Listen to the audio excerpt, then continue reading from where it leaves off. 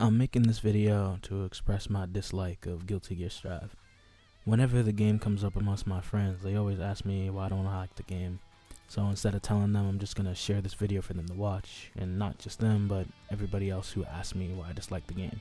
It's just much easier to express my thoughts in this video and then let people know, instead of constantly saying, hey, this is why I don't like Guilty Gear Strive. But, to be honest, I get why people ask that question, because the general consensus is that this game is pretty good. It's just not for me.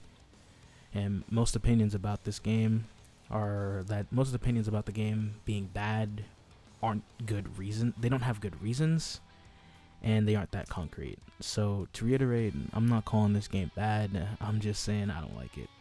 Please don't forget to like and subscribe if you like this content. If you don't like it, let me know. If you disagree with me on why I think I don't like the game, let me know in the comments on why my opinion is wrong. But let's get started. There are multiple factors on why I dislike this game, so I'm going to tackle them one at a time, starting with the game's speed and ease of use. Compared to other anime fighters, Guilty Gear Strive is a slow game, even in its own series. I think it's the slowest in the series, minus like the first one, but I don't even think the first one is that slow. But it's slow to make it easier for people to get into, like people who are new to anime fighters / fighting games in general. For those of you who don't know, anime fighters are known to be incredibly fast-paced games with a bunch of stuff happening on the screen, almost to the point where if you're watching, and even if you're playing, you won't know what's going on. And Guilty Gear is, to be honest, no exception. The last two games before Strive were a bit crazy, so ArcSys had to tone it down a bit. They toned it down by slowing the game and changing how the Gatling system works. It's to make it easier for the new players, because a Gatling system is basically a string of normals that go all the way from light to heavy, from beginning to end. For example, Dragon Ball FighterZ has light, medium, and heavy as their buttons. A Gatling is going in from light into medium into heavy in quick succession to make a combo. Guilty Gear has 4 buttons that used to go for its Gatling system. It has punch, kick, slash, and heavy slash.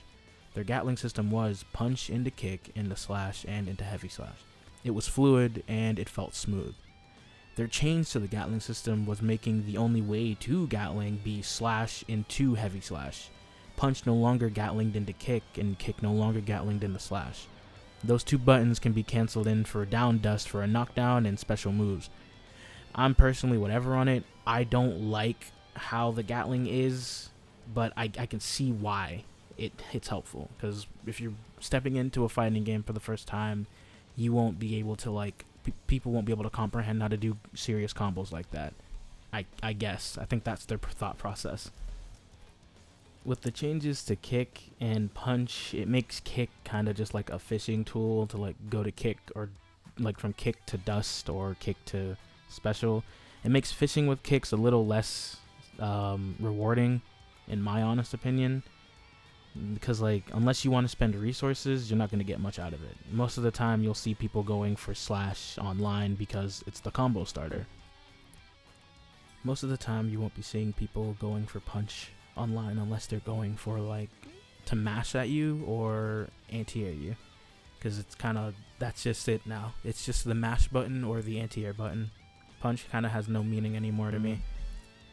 Their goal was to make the game casual, and with one part done, their next step was to make sure that the characters got the same treatment. A few for the better, a lot for the worse, in my opinion.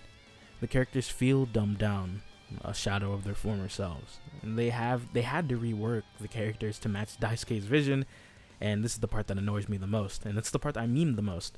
To me, a lot of the characters lost their gameplay identity.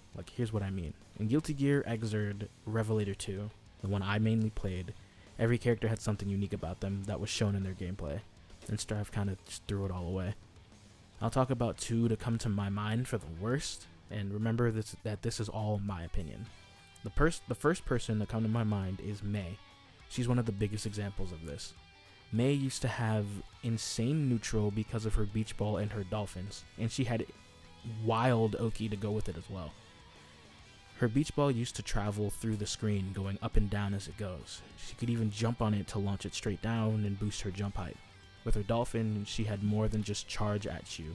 She could also summon a dolphin and a hoop for the dolphin to jump at 4 different angles. She can even jump on the dolphin as it goes to propel herself towards you. Holding down the input would delay the dolphin, and once released, it would jump through the hoop to hit you. Mei's game plan was more than just charge and use giant buttons. You had to think about the character, and now she's just brainless. Just use giant buttons and charge at you with no thought process. And the occasional command grab. Another character who has a bad as Mei, in my opinion, is Ramlethal. There's a lot about her, so I'm going to keep it short. Ram could use her swords for more than just throwing them at her opponent or slamming them on the ground. Ram could place the things that hold her sword in places and make them attack you to keep her pressure up. And honestly create good knockdown pressure as well, because you'd have to worry about when the sword was going to strike you and where Ramlethal is going to hit you as well. She also had a very unique mechanic that gave her punches and kicks the ability to combo into themselves. Like Mei, her game plan was more than just rush my opponent down and abuse my giant buttons. You had to think with her. The next character that I want to talk about is a dishonorable mention, kind of, because it just came to my mind while I was writing the script, and I was like, I don't want to rework this. So the next character I want to say, just one last character, is Kai Kisuke. In Rev, Kai Kisuke was the Shoto. He had the fireball, the reversal, the Tatsu-like move, but he also had a sigil feature.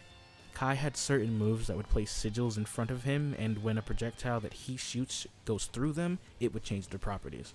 The one that people would go for the most is the heavy one, because it would turn it into a giant sword that spins around, and it was an active hitbox. So a lot of the time you'll see people put up a sigil, knock you down, and then launch the sword to make sure that you are locked down. Now Kai is kind of just the average Shoto with a disjoint for a hitbox. There are more characters, like Baiken. She was a stance character, and that's a thing of the past. Johnny's whole mechanic was using his his coins to power up his Mistfinder, and it was a limited resource, so you can't just go all willy-nilly with the coins and just hope for the best. Like, if you ran out of coins, your only option was to use the super as a super to restock your coins, but it was risky because you'd have to get into a good combo with it, and Johnny's basic combos aren't that great. His game plan revolved around the coins, and if you just wasted them, then you're gone. Now Johnny's about this paper that the card that he throws, and he has to hit it with his Mistfinder. It's still interesting, and it's like, it doesn't make him brain dead, but it's like, what's the point of this? Now I spend most of my time throwing a card and slashing Mistfinders and then just going crazy. Also, this is just a pet peeve of mine. Arcsys, if you're watching, for the love of everything, please let Mistfinder clash with projectiles. It did in the last game. I don't know why it doesn't do it now. It's so dumb. Please. Yeah, but before I go off on a tangent, let me just continue on. All of the characters felt unique in some way. Mei would control the neutral with her dolphins and her beach ball. Ram would pressure you with her swords and make you guess on which sword was swinging and where. Kai would set up sigils for victory, and now it just feels like they want to run at you. We already have Soul. That's his job. We don't need 3 more. The last thing I want to talk about that I cannot stand is the whole ranking system in this game, or lack thereof. This stupid floor mechanic that Arc System Works put in is completely asinine, in my opinion. What was the point of this? Just make a normal ranking system. Not this, if you win a few matches in a row, you go up a floor, but you cannot go back down. Also, why isn't it 1st to 2? I don't like the fact that there's a guaranteed 3 matches over and over again. Why? What is the point? It feels a little weird. Like, you'll beat your opponent twice, and then they'll beat you once, and then it's an immediate, you guys are getting out of there, or vice versa. And before they fixed it, I guess, if you or your opponent would rank up / rank down, the matches would just instantly kick off. Like, you guys would go away. I don't get it. Also, the whole user interface and the menus just look lifeless. Even the character select screen looks super bland. Compared to the last games that pop out at you, and all you have is this red menu with characters pick screenshots in the background, slideshowing. Why? What happened? Did you guys run out of money? You couldn't pay the graphic designers? This game made you guys millions of dollars. Pay the graphic designers to come up with something better. Like, you can, like, I play on PC, so, like, obviously you can always just download a mod. But I don't want to go download a mod to fix a problem the developers should have already fixed. That defeats the purpose of making a good game. If you allow developers to continue on with their slack, you're going to have Pokemon. You're going to have Bethesda. You cannot have this. Like, I know it's just the menu system, but if you just forgive that, then what else will you just, like, let happen? Like, what else? It could get worse and worse and worse. You have to hold every single game to a certain standard, and everything has to meet that standard. I'm not gonna lie to you, because if you don't hold every single game to a certain standard, you get games like Mortal Kombat 1. Nobody wants a Mortal Kombat 1. But that's enough negativity. Let me go add some stuff that I like about the game. There are things that I like about the game, but not enough for me to actively be like, hey, let me go download Strive and just play the game for a bit. I'm gonna have so much fun. It's not like that. Like, for instance, like when I said in the beginning, there are some characters that got changed for the better. 2 characters that come up are Testament and Jacko. Those 2 characters were, for lack of a better term, cancerous to play against and sometimes even play. Arc System Works really changed their entire mechanics to make them bearable to deal with, and that was good. Jacko actually is interactable, and it's fun to play, and is pretty okay to play against, and Testament isn't death on a stick. There are also excellent quality of life improvements that fighting games kind of need in training mode, especially with the combo trials.